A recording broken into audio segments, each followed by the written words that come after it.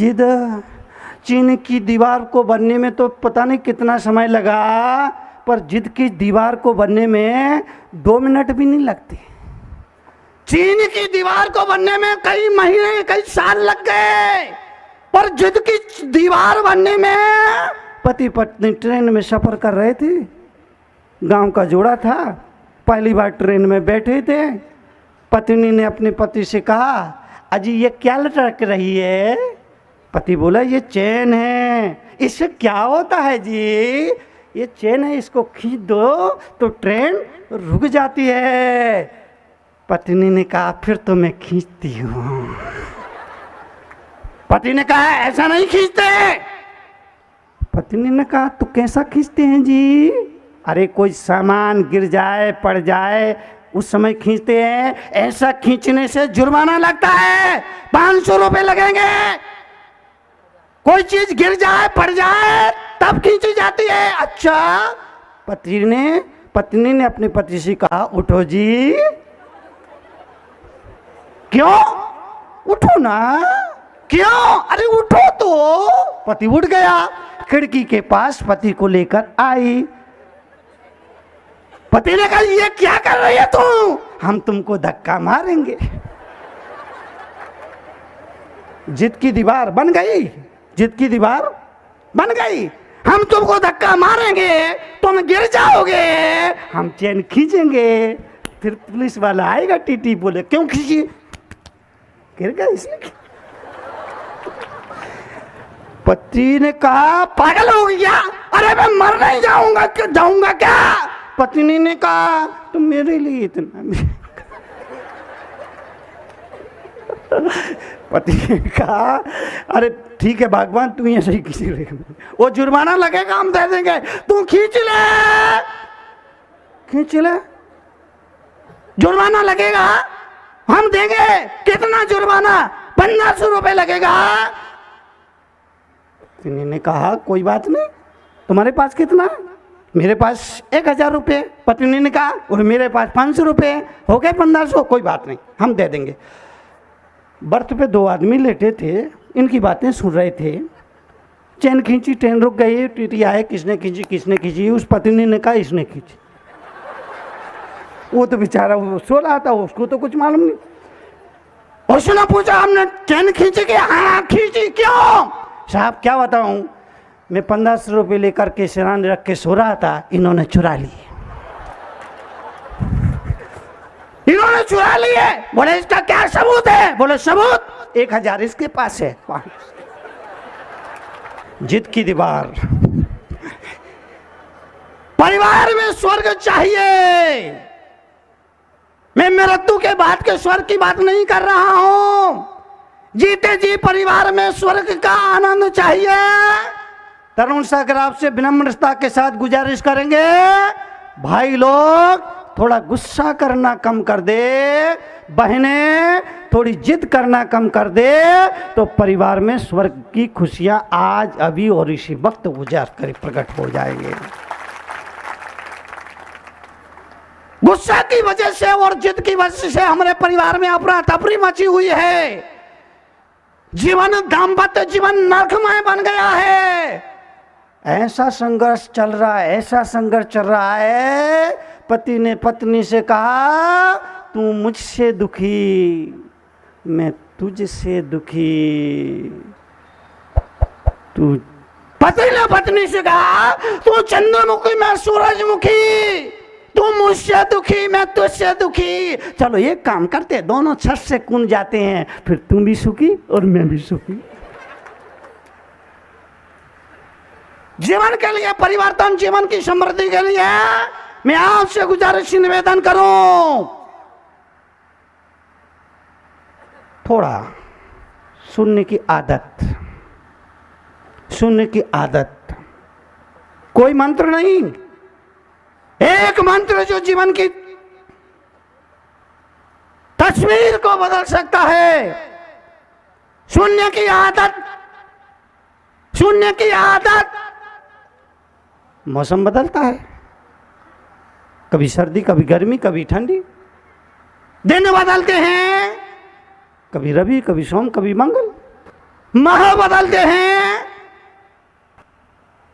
बदलते बदलते बदलते बदलते आपसे गुजारिश सिर्फ ये करना चाहूंगा, हम अपने स्वभाव को भी बदलें। सामने वाला नहीं बदलेगा। एक वक्तव्य जो हमेशा याद रखने का है, सामने वाला नहीं बदलेगा, आपको बदलना पड़ेगा, अपने स्वभाव को बदलना पड़ेगा। सामने वाले बदलने में हर आदमी लगा हुआ है, परिवार का हर सदस्य सामने वाले को बदलने में लगा है। सास कहती है अगर इस बहू को ना बदला मेरा नाम फूलन देवी नहीं। सास कहती है अगर इस बहू को ना बदल दिया मेरा नाम फूलन देवी नहीं। और बहू कहती है मैंने भी अपनी माँ का दूध पिया है, दुनिया इधर से उधर हो जाए पर मैं टस से मस होने वाली अब अब अब अब अब आज श्री महाभारत प्रस्तुत करता गोदरेज। महाभारत होगी ना।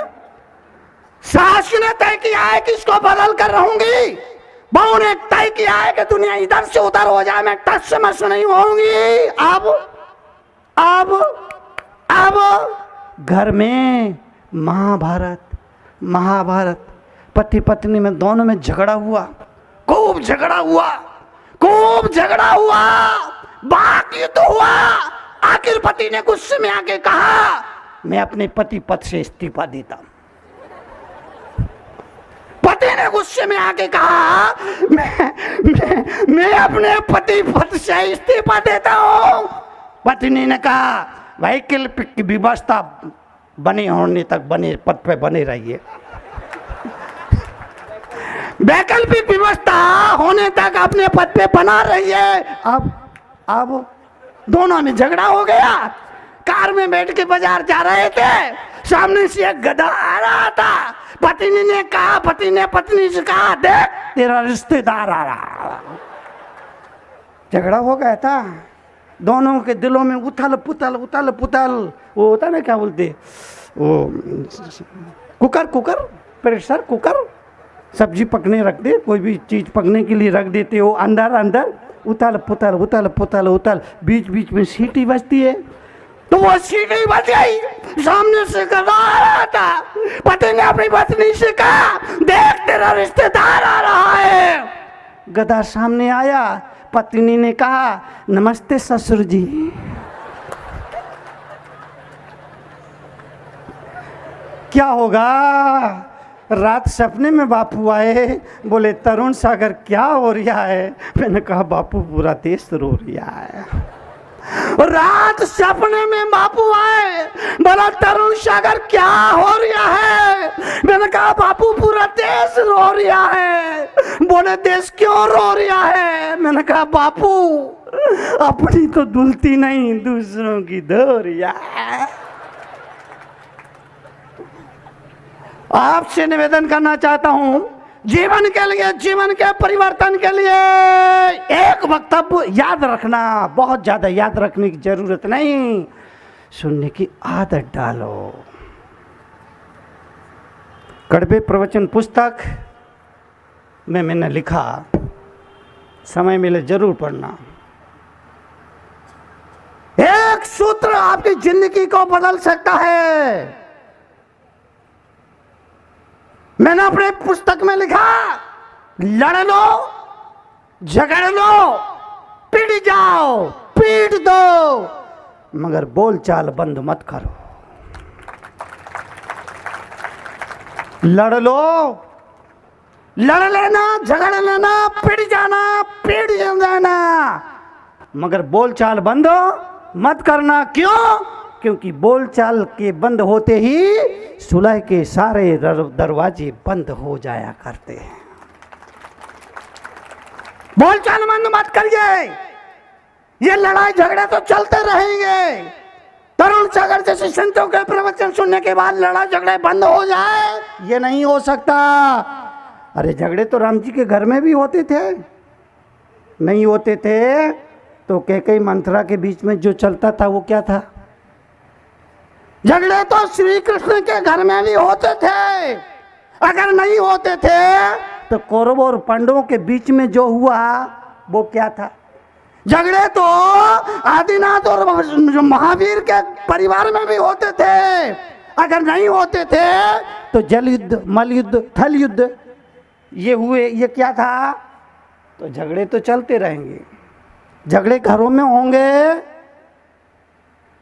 लेकिन झगड़े हो जाए तो किसी पुलिस स्टेशन पर जाकर के FIR दर्ज कराने की जरूरत नहीं है।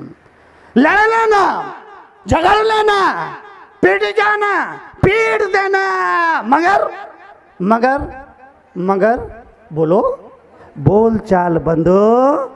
और हम सबसे बड़ी गलती यही करते हैं, अगर किसी से जरा सा भी कहा सुनी हो जाए तो कसम खा लेते हैं, अब तेरे से कभी बात, तेरे दरवाजे कभी नहीं आएंगे, तेरे घर का कभी पानी भी नहीं पिएंगे। जरा सी कहा सुनी हो जाए, पति पत्नी में हो जाती है साथ, हिंदुस्तानी पाकिस्तानी बम्बारी कब हो जाए मालूम नहीं, हो जाती है। पति पत्नी में झगड़ा हो गया, दोनों ने एक दूसरे से बात करना बंद बंद बंद।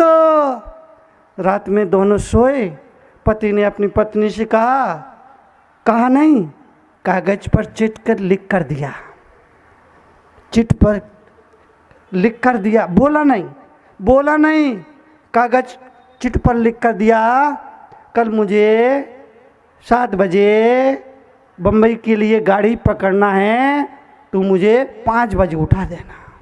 बोला नहीं,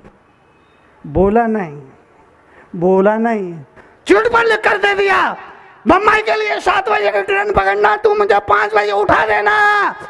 पत्नी ने चिट ली, पढ़ी और बाजू में रख दी, बोली नहीं।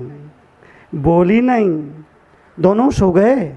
शाम को सुबह जब पति की नींद खुली, घड़ी की तरफ नजर गई, देखा 8 बज रहे।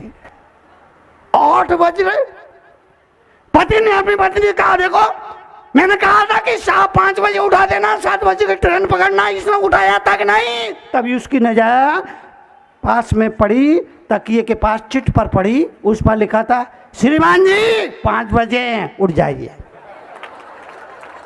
बोली नहीं, श्रीमान जी 5 बजे उठ जाइए।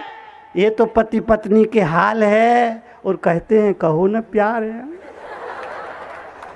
हिंदुस्तान पाकिस्तान जैसे हालात है, और कहते हैं हम साथ आपसे निवेदन, लड़ लो, झगड़ लो, पीट जाओ, पीट दो। आगे की बात याद रखना, नहीं तो आप बहुत अच्छे महाराज आए, लड़ लो झगड़ लो तो खुलेआम बोलते हैं, पीट जा पीट दो डंके की चोट बोलते हैं। आगे की बात याद रखना, लड़ लो झगड़ लो पीट जा पीट दो, मगर बोल चाल बंदा मत करो। ये लड़ाई झगड़े चलते रहेंगे, ये खत्म नहीं होंगे। लड़ते तो बच्चे भी हैं, देवरानी जिठानी के बच्चे दिन में कितने बार लड़ते हैं, जब देवरानी जिठानी के बच्चे दिनों में 10 बार लड़ते हैं, मगर लड़ने के बाद 2 मिनट में बोलो फिर एक हो जाते हैं। कितना अच्छा होता ये आदमी हमेशा ही बच्चा होता, कितना अच्छा होता ये आदमी हमेशा ही बच्चा होता। सामने वाला नहीं बदलेगा, आपको बदलना पड़ेगा। सामने वाला नहीं बदलेगा। अम्माओ, प्यारी प्यारी गंगाओ, जगत जननी जगदम्बाओ, आपसे कह रहा हूं अपने को बदलिए। आप बदले दुनिया बदल जाएगी। सासू ने अपनी बहू से कहा, बहू मुझे ज़्यादा बात करने की आदत नहीं है, अगर मैं उंगली यूं करूं इसका मतलब मैं बुला रही हूं। सास ने अपनी बहू से कहा, बहू मुझे ज्यादा बात करने की आदत नहीं है, अगर मैं उंगली यूं करूं इसका मतलब मैं बुला रही हूं। बहू ने कहा, अम्मा मुझे भी ज्यादा बोलने की आदत नहीं है, अगर मैं गर्दन हिला दूं तो समझ लेना कि नहीं आ रही हूं। तो समझ, अब क्या होगा बोलिए, अब क्या होगा? आपसे जीवन के लिए एक ही वक्तव्य, दुनिया बदल रही है, हम बदले, अपना सोच को बदले, अपना नजरिया बदले, अपना तरीका बदले, अपने सोच को बदले, अपने जीवन के ढंग को बदले। कुदरत की तरफ से चेहरे का जो रंग मिलना था वो मिल गया, काला गोरा, चितकबरा, मटमैला। कुदरत की तरफ से जो रंग मिलना था वो मिल गया। हम नहीं बदल सकते, कितनी साबुन लगाओ, रगड़ रगड़ के लगाओ, नहीं बदल सकते। कुदरत की तरफ से जो रंग मिलना था मिल गया। हम चेहरे का रंग नहीं बदल सकते, मगर जीने का ढंग तो बदल सकते हैं। जीने का ढंग तो बदल सकते हैं, ढंग बदलिए। रंग बदलना ये हमारे हाथ में नहीं है, ढंग बदलिए। देखने का ढंग, सोचने का ढंग, कहने का ढंग, कहने का ढंग। घर में मेहमान आया, उसको आप बोलिए, आइए आप भी भोजन कर लीजिए। एक तो ये तरीका होता है। घर में मेहमान आया, उसको आप बोलिए, आइए पधारो सा, पधारो सा। राजस्थान में ऐसा बोलते हैं ना, पधारो सा।